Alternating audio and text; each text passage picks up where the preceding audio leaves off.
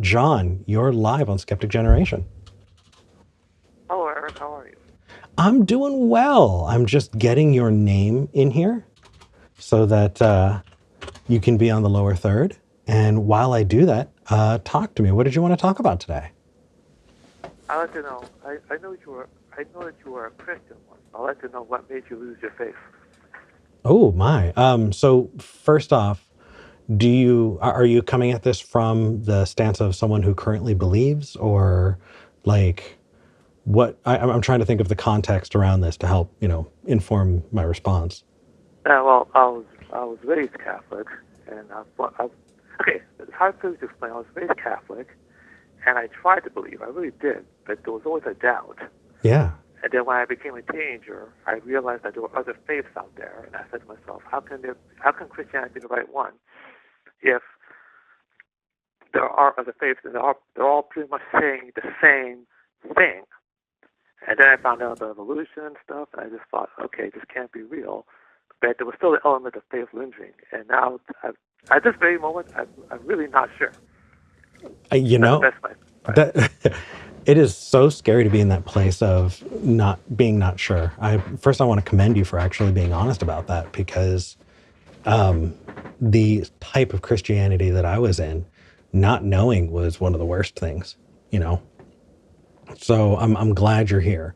What to me is most important is that you have good reasons for what you believe, not necessarily that you come out of this agreeing with me, but that you have the epistemic justification, that you have that toolbox for understanding and believing what you believe for good reasons, and understanding why you believe the things you do.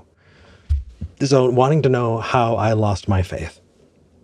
Let me see here. It was kind of a death by a thousand cuts, if I'm going to be perfectly honest.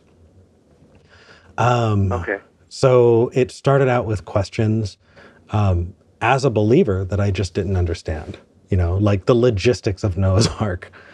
When you're a young teenager, you kind of want a little bit more detail. And then kind of really roughly formed versions of the problem of evil. Right? Why do bad things happen to good people? That kind of stuff. In my church, questions like that got put down in a way that was not, I wasn't given satisfactory explanations. And eventually I was kind of alienated more and more and not talked to and treated more and more like an outsider by my own church. And so at that point, I still was a full-on believer. I just thought that my church probably didn't have it right. So I'm going to go find where God is.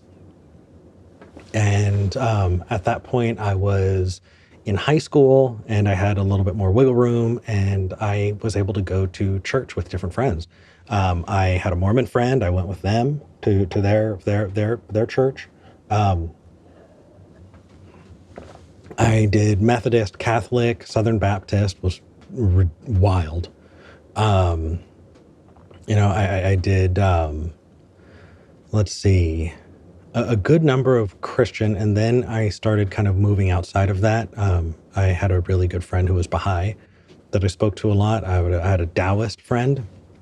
She was in her 60s, and I adore her. She spent a decade on a nudist colony in the Pacific before moving back to the States, and she lent me her copy of the Tao, and so I read the Tao. I had a friend who was going to a local Native American sweat lodge, and we're doing kind of spiritual practices with the indigenous, group, the First Nations people in the area. And so I was invited and talked to a lot of people. And then I started really kind of getting really wooey, right? So each of these places I went, okay, I understand these people have a relationship with God, but it's not right. I'm trying to find where God is, and God isn't here exactly. It feels like everybody here has something, but it's not right. And so I started getting really kind of out there and changing my definition of God so that it could try and still work. I didn't want to let go of the God belief, so I needed to shift what that God was so that I could keep it. And I said, well, maybe God is some permeating force that just is the universe, you know? And so I would do meditation. I did some drugs, you know, as respectfully as I could, and, you know, tried to get in touch with that concept of a collective unconscious. And I see. yeah, and so eventually I kind of went, okay, I'm messing with my brain chemistry. That's fun, but messing with my brain chemistry is not a good way to come up with, you know, answers to what the real world is. I'm taking drugs. So I put that down, and I remember I had a friend, I was living in California, and I had a friend who was going to UCLA. And Okay. at UCLA, he was in the Jewish fraternity Alpha Epsilon Pi. And I would go and party with them on the weekends. They were great guys. Everyone there was just super, super sweet. And there was a rabbi there who I would talk to. And, you know, he was there to kind of be there for the students of that fraternity. And I had all these aggressive questions that I'd built up over time that nobody, to my satisfaction, had answered. You know, at a certain point, I felt like I was a broken, and like I was a TV with a broken antenna, you know, or a radio with a broken receiver, you know, that maybe I'm just broken because everyone else can have this wonderful, beautiful thing called faith, and I just don't have it. And what is wrong with me? And I was asking these questions, and this rabbi looks at me and goes, Eric, if you don't believe, then just don't believe. A rabbi told you that? He did. Oh. He did. Well, you got to understand that rabbis aren't necessarily, like, they don't have the Great Commission to convince you to believe, you know?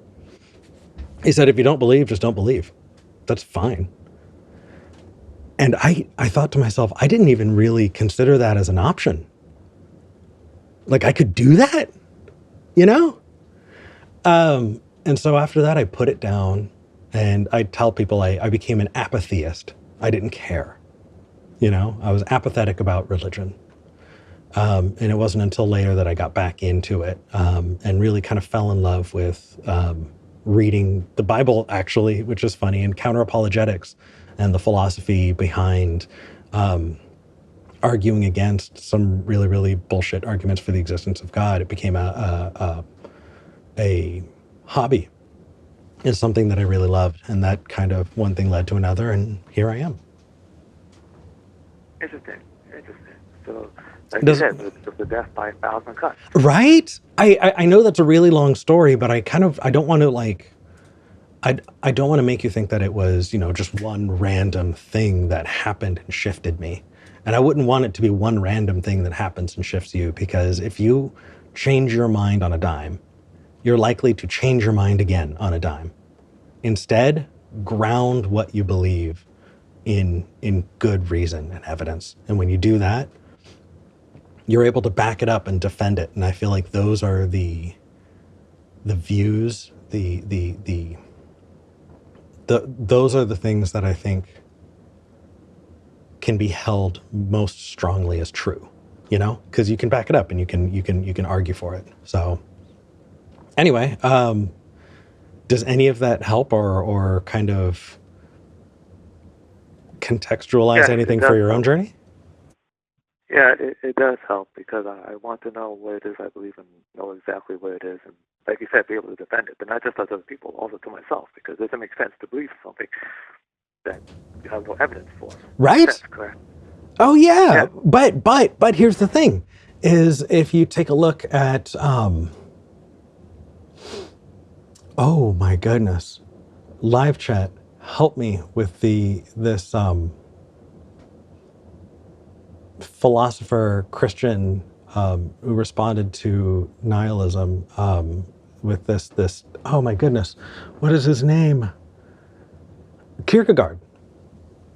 So Soren Kierkegaard, I believe it's Kierkegaard, the live chat will correct me, said that, you know, believing without good reason, right, and believing even though there's not enough evidence to support it, made you a better Christian. Oh. I know. right? And Yeah. he felt that making the decision to take that leap of faith and accept that a God exists, even when there's not good reason for it, really kind of showed your dedication and really truly showed you as a great Christian. So I feel like, John, you might be taking for granted this idea that, you should have good reason for what you believe.